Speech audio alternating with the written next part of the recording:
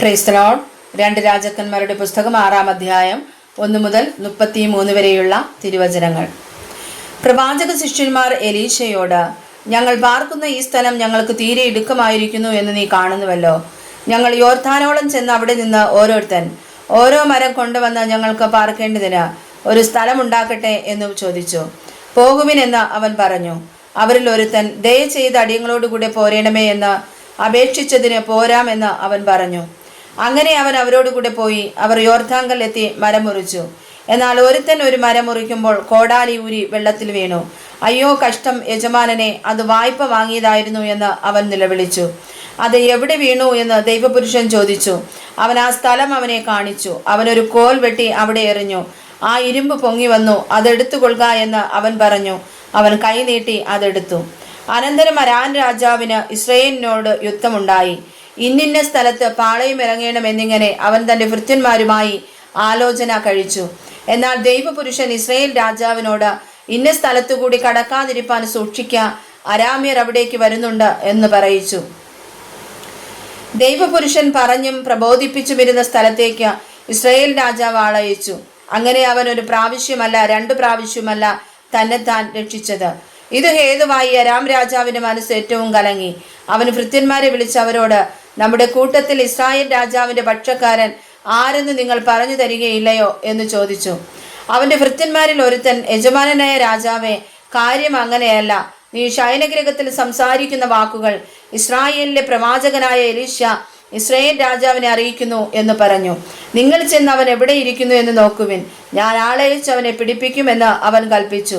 അവൻ ദോദാനിലുണ്ടെന്ന് അവൻ അറിവ് കിട്ടി. അവൻ അവിടേക്ക് ശക്തിയുള്ള സൈന്യത്തെ കുതിരകളും രഥങ്ങളുമായി അയച്ചു. അവർ രാത്രിയിൽ ചെന്ന് പട്ടണം വളഞ്ഞു. ദൈവപുരുഷന്റെ ബാല്യക്കാരൻ രാവിലെ എഴുന്നേറ്റ് പുറത്തിറങ്ങിയപ്പോൾ ഒരു സൈന്യം കുതിരകളും രഥങ്ങളുമായി പട്ടണം വളഞ്ഞിരിക്കുന്നത് കണ്ടു. ബാല്യക്കാരൻ അവനോട്, അയ്യോ യജമാനനെ, നാം എന്തു ചെയ്യും എന്ന് പറഞ്ഞു. അതിനവൻ, പേടിക്കേണ്ട, നമ്മോട് കൂടെയുള്ളവർ അവരോട് കൂടെയുള്ളവരെക്കാൾ അധികം എന്ന് പറഞ്ഞു. പിന്നെ എലീശ പ്രാർത്ഥിച്ചു, യഹോവേ, ഇവൻ കാണത്തക്കവണ്ണം ഇവന്റെ കണ്ണ് തുറക്കണമേ എന്ന് പറഞ്ഞു. യഹോവ ബാല്യക്കാരന്റെ കണ്ണു തുറന്നു. എലീശായുടെ ചുറ്റും അഗ്നിമയമായ കുതിരകളും രഥങ്ങളും കൊണ്ട് മല നിറഞ്ഞിരിക്കുന്നത് അവൻ കണ്ടു. അവർ അവന്റെ അടുക്കൽ വന്നപ്പോൾ എലീശ യഹോവയോട് പ്രാർത്ഥിച്ചു, ഈ ജാതിയെ അന്ധത പിടിപ്പിക്കണമേ എന്ന് പറഞ്ഞു. എലീശായുടെ അപേക്ഷ പ്രകാരം അവൻ അവരെ അന്ധത പിടിപ്പിച്ചു. എലീശ അവരോട്, ഇതല്ല വഴി, പട്ടണവും ഇതല്ല. എൻ്റെ പിന്നാലെ വരുവിൻ, നിങ്ങൾ അന്വേഷിക്കുന്ന ആളുടെ അടുക്കൽ ഞാൻ നിങ്ങളെ കൊണ്ടുപോകാം എന്ന് പറഞ്ഞു. അവൻ അവരെ ശമരിയിലേക്ക് കൂട്ടിക്കൊണ്ടുപോയി. ശമരിയിലെത്തിയപ്പോൾ എലീശ, യഹോവേ, കാണത്തക്കവണ്ണം ഇവരുടെ കണ്ണ് തുറക്കണമേ എന്ന് പറഞ്ഞു. യഹോവ അവരുടെ കണ്ണു തുറന്നു. അവർ നോക്കിയപ്പോൾ തങ്ങൾ ശമരിയിൽ നടുവിൽ നിൽക്കുന്നത് കണ്ടു. യഹോവ അവരുടെ കണ്ണു തുറന്നു. അവർ നോക്കിയപ്പോൾ തങ്ങൾ ശമര്യരുടെ നടുവിൽ നിൽക്കുന്നത് കണ്ടു.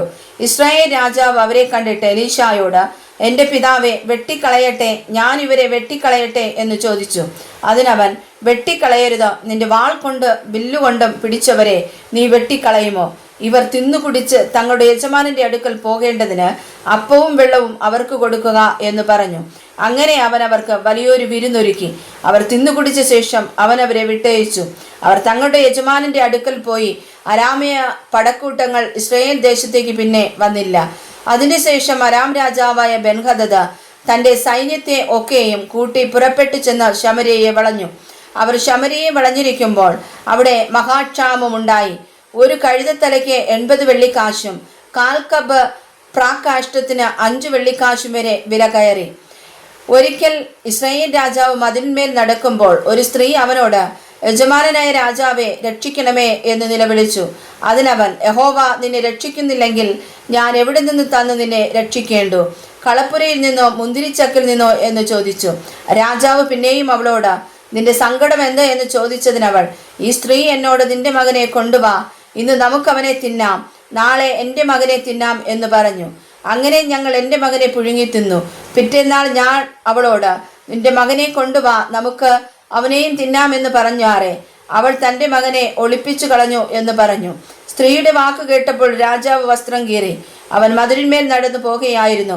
ജനം അവനെ നോക്കിയപ്പോൾ അവൻ അകമേ ദേഹം പറ്റെ രട്ടെടുത്തിരിക്കുന്നത് കണ്ടു. ശാഫാത്തിന്റെ മകനായ എലീശയുടെ തല ഇന്ന് അവന്റെ ഉടലിന്മേൽ ഇരുന്നാൽ ദൈവം എന്നോട് തക്കവണ്ണവും അധികവും ചെയ്യട്ടെ എന്ന് അവൻ പറഞ്ഞു. എലീശ തന്റെ വീട്ടിൽ മൂപ്പന്മാരോടുകൂടി ഇരിക്കുമ്പോൾ രാജാവ് ഒരാളെ തനിക്ക് മുമ്പായി അയച്ചു.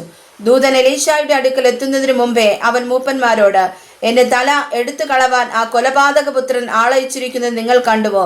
നോക്കുവിൻ, ദൂതൻ വരുമ്പോൾ നിങ്ങൾ വാതിലടച്ചു വാതിൽക്കൽ അവനെ തടുത്തുകൊള്ളുവിൻ. അവന്റെ യജമാനന്റെ കാലൊച്ച അവന്റെ പിമ്പിൽ കേൾക്കുന്നുണ്ടല്ലോ എന്ന് പറഞ്ഞു.